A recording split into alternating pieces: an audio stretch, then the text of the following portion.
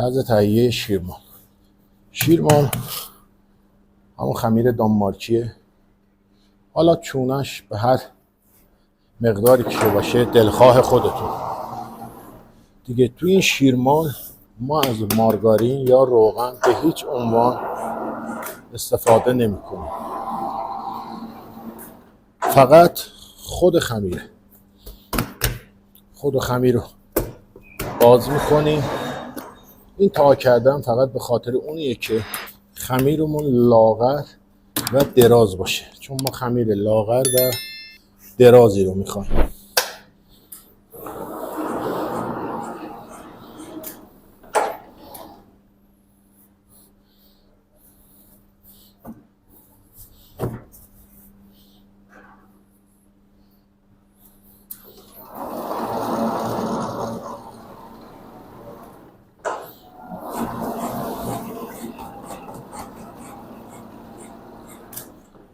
اگه به پهنکن فشار بیارین خمیرتون پهن‌تر میشه، از حالت لاغری در میاد. و ما چون خمیر لاغر میخوایم تعداد رفت برگشت رو زیاد میکنیم، ولی به دسته پهنکن فشار نمیاریم تا خمیرمون پهن نشه. چون اگه پهن بشه موقع برش خورده های زیادی به ما میده.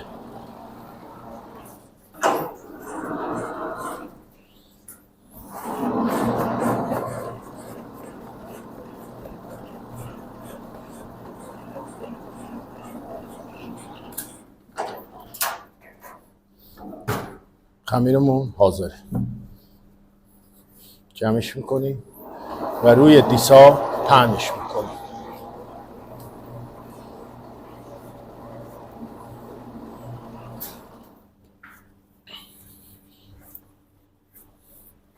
خمیر رو روی دیسامون میندازیم.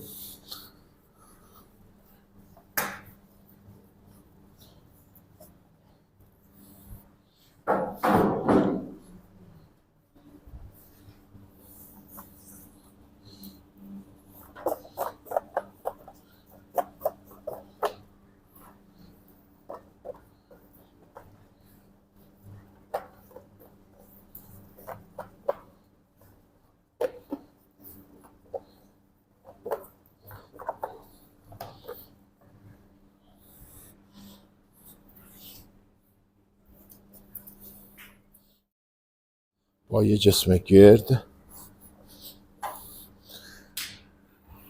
به شکل دلخواه خودمون درش میاریم. دو تا خمیر گرد.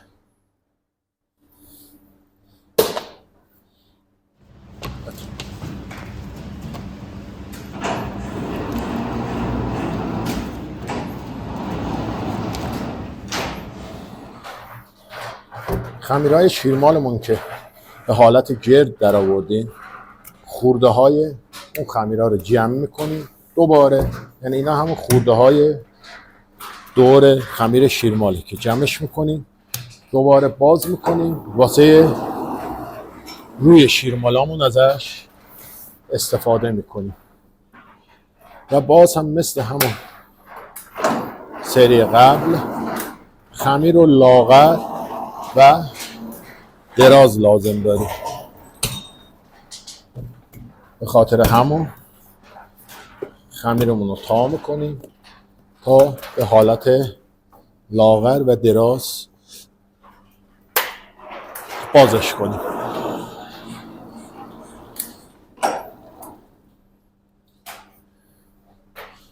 این تا کردن خمیر واسه چسبندگی اون خمیرهای برش خورده کمکم میکنه.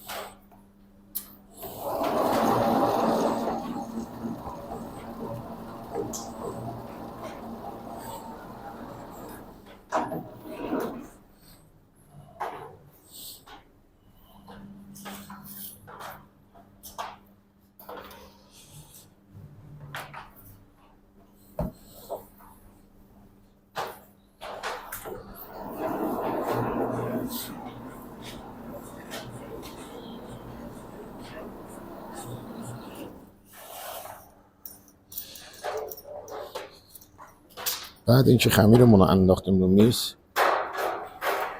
با اندازه های لاغر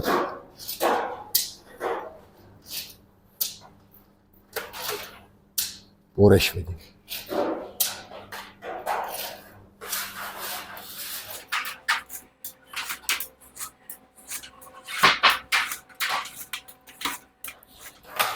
بعد اینکه خمیرامون رو به حالت گرد در آوردیم، مقداری کمی تخم مرغ فقط به خاطر چسبندگیش به خمیرامون میزنیم.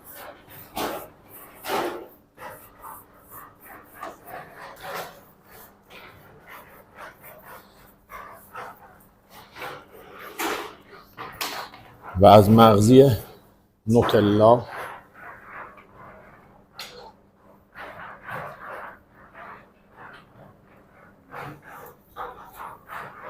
روی خمیر استفاده میکنیم.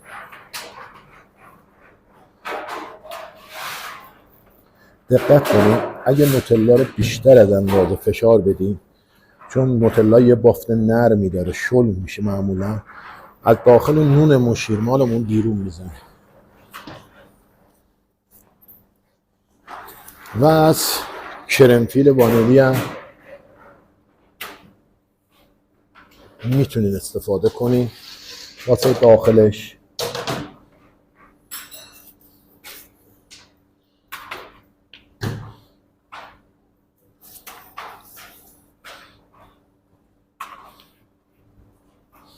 بعد اینکه نوتلا و کرمش رو زدیم،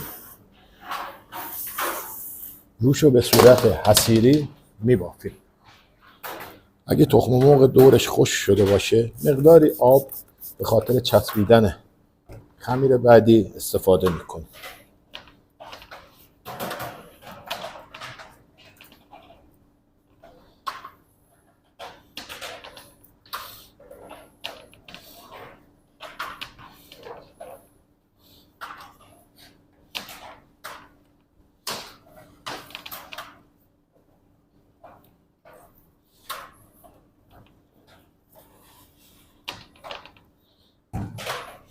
بافتامون به صورت ضربه دری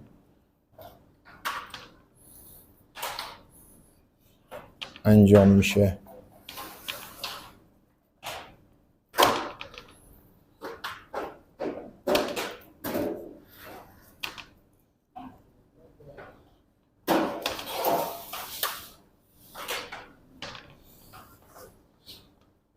و بعد اینکه بافتیم، یه مقدار دورش آب میزنیم و با یه خمیر دورش رو دوباره میبندیم.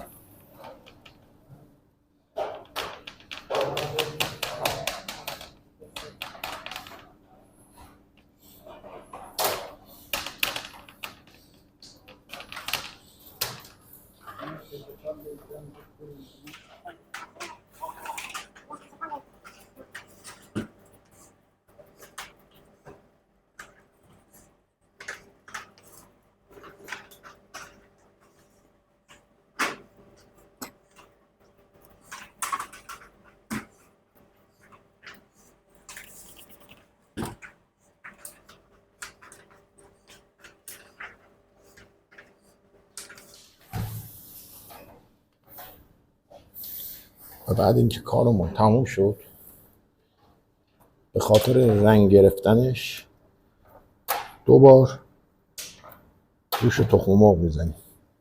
یه بار اولش میزنیم، روشو میذاریم توی گرمخونه تا خمیر برسه و بعد دومین بار با تخم مرغ روکاری میکنیم و روش آجیل از قبیل خلال، کنجد، گردو استفاده میکنیم. وضعیت شیرمالامون داخل گرمخونه رو میبینید. شیرمالا به مدت زیادی داخل گرمخونه موندن و کاملا رسیدن.